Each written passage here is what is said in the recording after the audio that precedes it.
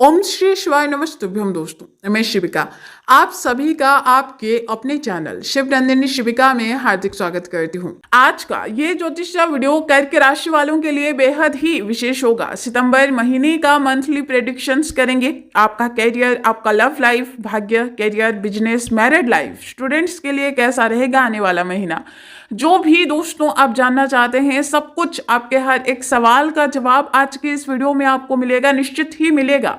और हर एक फैक्ट के साथ में आप जानेंगे क्या फल आपके नवग्रह देने में इस महीने सक्षम होंगे और किन चीजों के लिए समय अच्छा होगा, किन कार्यों के लिए खराब समय हो सकता है, सब कुछ। और अंत में एक अचूक उपाय भी बताऊंगी आपके जीवन को बेहतर बनाने के लिए। तो देरी किस बात की है, चलिए शुरू करते हैं। दोस्तों, जैसे ही सितंबर का महीना शुरू होगा तो आपके राशि से नवग्रहों की जो स्थिति है वो कुछ इस प्रकार से रहेगी जैसे कि आप स्क्रीन पर खुद इस वक्त देख पा रहे हैं। लेकिन उससे पहले ये भी जान लीजिए कि ये प्रेडिक्शंस आपके जन्म की राशि चंद्र राशि पर आधारित होगी।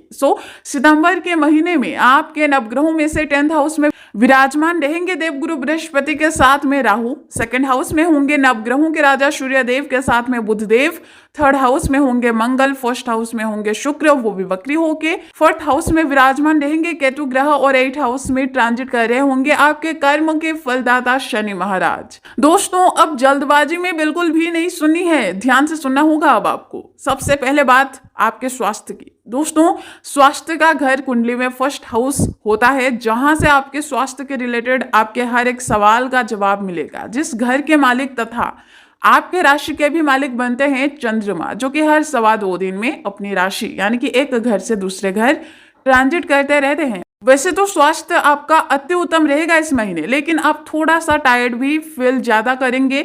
वहीं पैर तथा लिवर का भी विशेष तौर पर आपको ध्यान रखना होगा इस महीने। अब बात विद्यार्थियों की, बहुतों के मन में सवाल होगा कि अगले महीने उनकी पढ़ाई कैसी होगी, मन लगेगा उनका या नहीं लगेगा, एडमिशन, फॉर्म फिलअप, एग्जाम्स हैं, कैसा जाएगा आपका एग्जाम, बहुत सारे सवाल मन में होंगे आपके। चलिए देखते हैं कि आपके ग्राहक क्या कहते हैं। देखिए, ये जो 5th हाउस होता है ना दोस्तों, ये विद्या, बुद्धि तथा एजुकेशन, कुछ सीखने का घर है तथा उनसे रिलेटेड सवालों के जवाब इस घर को स्टडी करने से आपको मिल जाएगा। देखिए, आपके 5th हाउस के मालिक बनते हैं कौन? मंगल, जो कि पूरे महीने आपके 3rd हाउस में विराजमान रहेंगे, जो कि अच्छा नहीं है दोस्तों।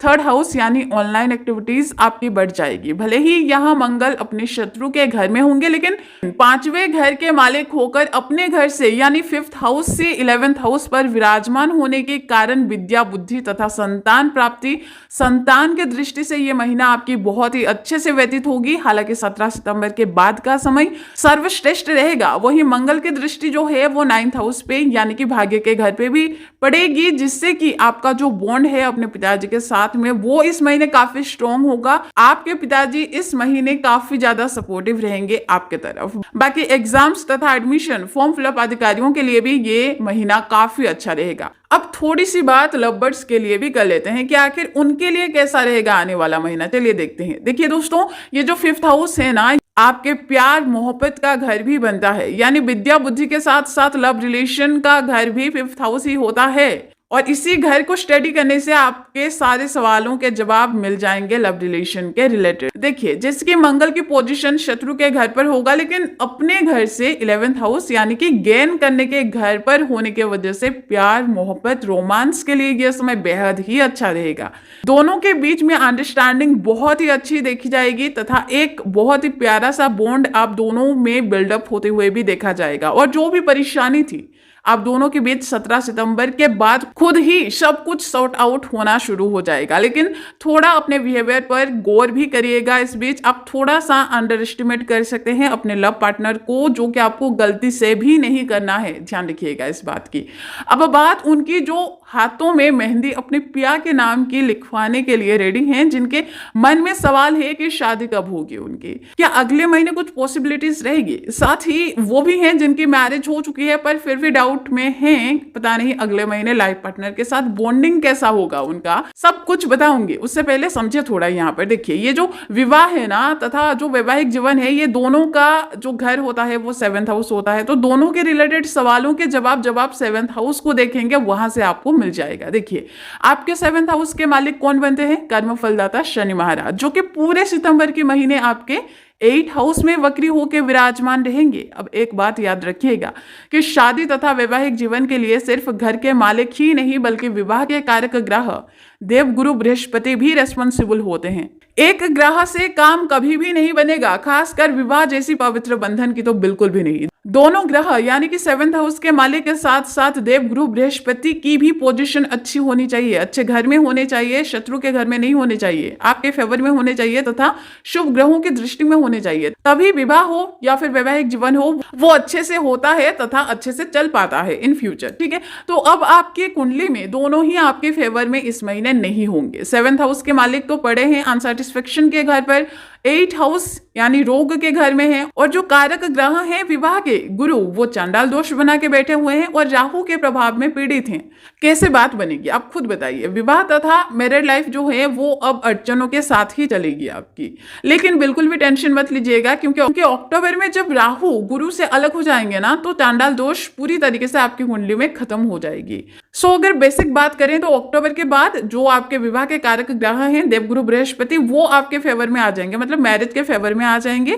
लेकिन जो आपके 7th हाउस के मालिक है ना शनि महाराज वो 4 नवंबर के बाद ही आपके फेवर में आएंगे, क्योंकि 4 नवंबर के बाद ही वो शनि वक्री से मार्गी होंगे। तो 4 नवंबर के बाद शनि भी 50% आपके मैरिज के फेवर में आएंगे, तो तब तक आपको वेट करना पड़ेगा। अब मन में डेफिनेटली सवाल आ रहा होगा कि आखिर शनि जो ग्रह है वो 50% ही फेवरेबल क्यों होंगे। देखिए दोस्तों, उनकी जो पोजीशन है ना वो आपके 8th हाउस में होगा, और यहाँ किसी भी ग्रह का होना मतलब उसके रिलेटेड वो जिस भी ग्रह को लीड करते हैं ना उसमें आपको अनसेटिस्फेक्शन रहेगा ही।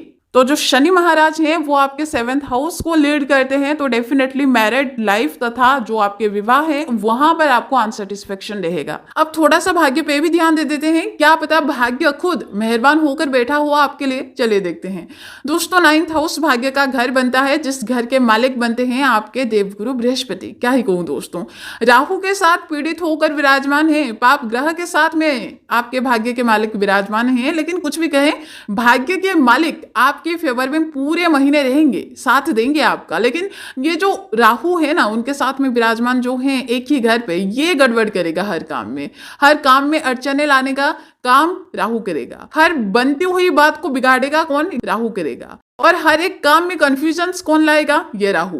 बेहतर होगा trading, share market, investment, finance से जुड़ी हुई चीजें तथा मांगलिक कार्यों को आप अक्टूबर के बाद ही टैकल करें। हालांकि उससे पहले यानी कि अक्टूबर के पहले अगर इनसे रिलेटेड किसी भी टॉपिक्स पर आप कुछ भी करते हैं तो ये आपके लिए उतना अच्छा साबित नहीं होगा। और अक्टूबर के बाद इसलिए अच्छा होगा क्योंकि अक्टूबर में ना ये जो राहु जो पाप ग्रह है जो कि आपके भाग्य के मालिक के साथ चिपक कर बैठा है वो बेसिकली भाग्य के मालिक को छोड़कर यानी कि गुरु को छोड़कर और एक दूसरे घर में ट्रांजिट करने के लिए आ जाएगा। अब जब पाप ग्रह के प्रभाव में आपके भाग्य के मालिक नहीं होंगे तो डेफिनेटली आपको और भी अच्छे परिणाम वो दे पाएंगे। अब बात कैरियर तथा बिजनेस की, बहुत महत्वपूर्ण बात। दोनों का घर दोस्तों 10th हाउस जिसके मालिक बनते हैं आपके मंगल देव। दशमेश यानी 10वें घर के मालिक होकर 10th हाउस से 6ठे घर पर विराजमान होने से आपको अच्छे से अच्छा नौकरी तो मिलेगी, प्रमोशन मिलेगा, इंटरव्यू का कॉल भी आ सकता है, बिजनेस में ग्रोथ देखी जाएगी आपकी, लेकिन परिश्रम भी ज्यादा करना पड़ेगा। हालांकि लोहे से रिलेटेड काम, ऑयल, पेट्रोल, डीजल आदि का काम नवंबर के बाद ही अच्छे से ग्रो कर पाएंगे, या फिर इन कार्यों से अगर आप किसी भी तरीके से जुड़े हुए हैं तो आपका काम 4 नवंबर के बाद ही अच्छे से ट्रैक पर आ पाएगा। बात की जाए अचूक उपाय की, बेसिक यही है कि अपने राशि के मालिक को आपको स्ट्रॉन्ग करना है। कैसे करेंगे? हर सोमवार को शिवलिंग पे जल चढ़ाना शुरू कर दें, और हो सके तो इसको आप डेली बेसिस पर भी कर सकते हैं। बाकी सब्सक्राइब करके सपोर्ट करना ना करना ये तो टोटली आपकी मर्जी है। बाकी अंत तक वीडियो को देखने के लिए धन्यवाद।